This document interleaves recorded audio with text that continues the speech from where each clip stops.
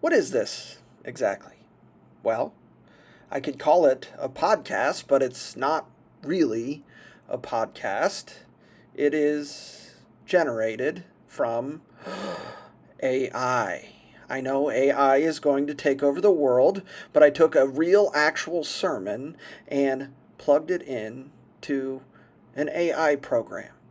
And I used it to create a podcast with two lifelike sounding voices that discuss a real, actual, non AI sermon. The sermon that I gave this past Sunday at First Lutheran and St. Paul Lutheran.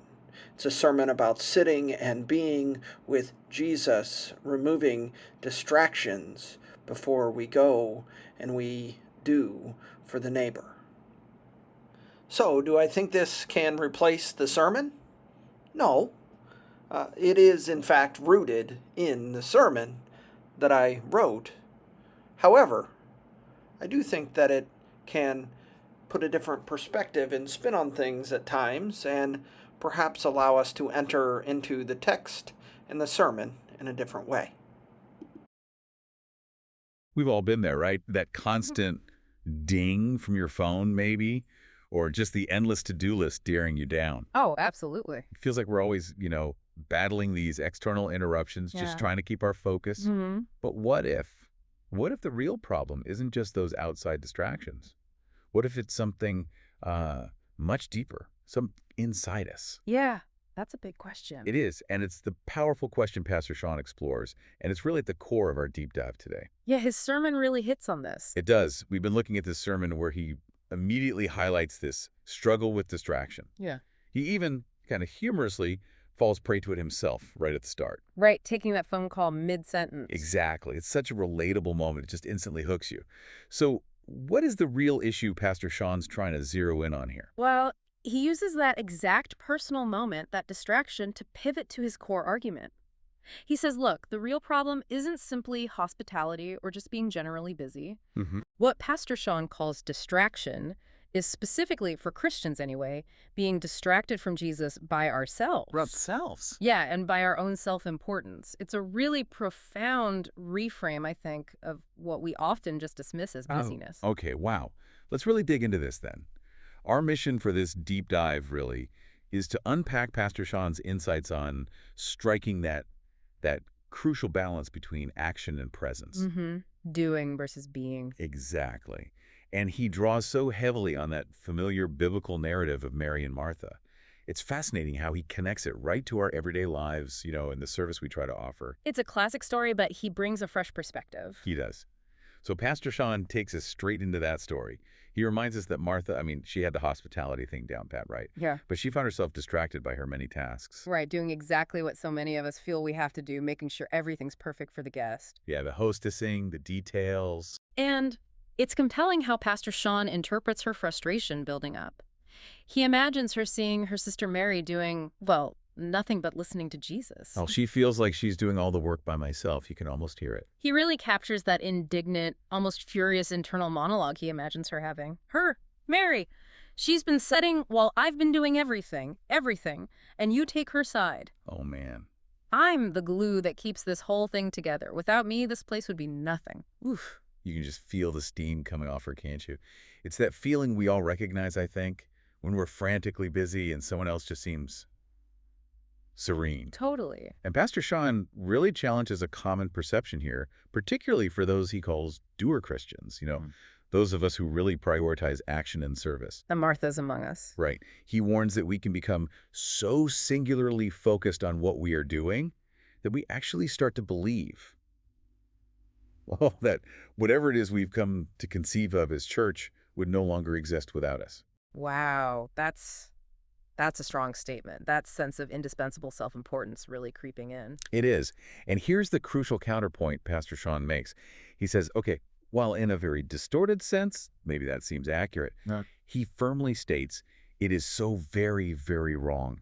He emphasizes that we become so distracted with worry of secondary things that we forget Jesus is even here. That's the core. Forgetting Jesus is there. Right. And he delivers that powerful reminder. Without Jesus, this place would be nothing. it really, really makes you pause and think about what we're centering our efforts on. Definitely. It's a gut check. So what's really clever about Pastor Shawn's sermon, I think, is how he places this very personal sit and be with Jesus story of Mary and Martha. Yeah. Immediately after the more action-oriented go and do Good Samaritan parable, you probably remember that one ends with the explicit command, go and do likewise. Ah, right. Okay, so there's an immediate tension set up. Exactly. Right there you have this incredible tension between doing and being, action versus presence. And Pastor Shawn also points out something pretty crucial about, maybe, our societal mindset, how we often lean towards an either approach, black or white thinking. It's one or the other. But he observes that with Jesus, it's never that simple. The call, he argues, is actually to be a both hand kind of people. Both hand. Okay, so how does that work? This leads, I think, to Pastor Shawn's really critical insight. If we only invite Christ in, but never really sit with him. Like he's just sort of there, but in the background. Yeah, exactly. If that's the case, then our going and doing will never really and truly be rooted in Christ. It won't flow from that authentic, deep relationship. And the ripple effect of that, the broader implication, which Pastor Shawn really drives home, is that without that rootedness, well, the people that we claim to serve in the name of Christ will never really come to know and experience Christ in and through us. Because we haven't really experienced him ourselves first. Pretty much. He explains this happens because, as he puts it, we ourselves have been so distracted and worried about other things that we ourselves have never really come to know and experience Christ. It's like this powerful chain reaction he describes. That makes a lot of sense. So let's clarify then. What does Pastor Shawn say Jesus isn't telling Martha? Because it's easy to misread this, I think. Good point. He's clear Jesus isn't dismissing her hospitality. That's important. He isn't saying Mary is inherently, superior or better. They're definitely not saying don't be a goer and a doer. Absolutely not. So what is the core message then? Pastor Shawn really synthesizes Jesus' actual message to Martha into this profound invitation. Which is? Essentially, I am here now. Set your distractions and your worries aside. Come to me and you will understand that I am the only thing you need. Wow. That's direct. It's a call to recenter, isn't it? To shift focus from all the busy work to the actual source of peace. Exactly. The one necessary thing. So, if Jesus is indeed our Alpha and Omega, like Pastor Shawn says, our beginning and our ending, what's the ultimate conclusion he draws from this centrality for our daily lives? How does this play out? Precisely. He argues it's only when we truly center ourselves in Jesus Christ, when those internal distractions are cleared away, those frustrations with our good-for-nothing siblings, as he jokingly puts it. Right, even those worries. It's only then that we unlock the ability to truly move from that place of sitting and being to that of going and doing. Ah, so the sitting enables the right kind of doing. Yes, and it becomes a going and doing that is centered in Christ. And that kind of Christ-centered action, he says, then allows those we serve to sit at the feet of Jesus, to know and experience the one Jesus Christ without distraction. So we become an undistracted conduit for them. That's a great way to put it, yes. Okay, Pastor Shawn then shifts gears a bit, and he shares this truly poignant real-world example that, for me, really cemented the whole idea. Oh, yeah, the funeral dinner. Yes. His personal reflection on why he actually loves funeral dinners despite hating death itself. He says they never fail to center us on Jesus Christ. That's quite a statement, isn't it? It really is. And he paints such a vivid scene at this imagined funeral dinner. Mary and Martha are both present, but this time the dynamic is totally different. That old tension is gone. How so? Well, Martha isn't worried about Mary not helping. Instead, it's Mary who is just completely overwhelmed with grief and all the funeral arrangements. She's the one distracted now, but by sorrow. Okay, so the roles are sort of reversed, or at least the focus is. Right, and what stands out so powerfully here is Martha's loving actions in Pastor Shawn's scenario. She's doing everything she can, even making those famous cheesy potatoes he mentions. Gotta have the cheesy potatoes at a church gathering. Absolutely.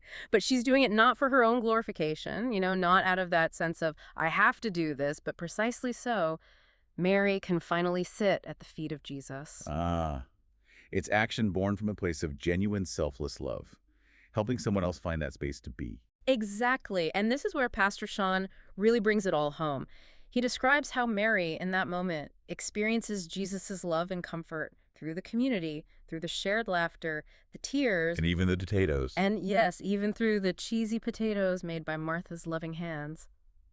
Pastor Shawn emphasizes this whole act of service is so Mary might begin to remember, to know the presence of Jesus Christ. Wow.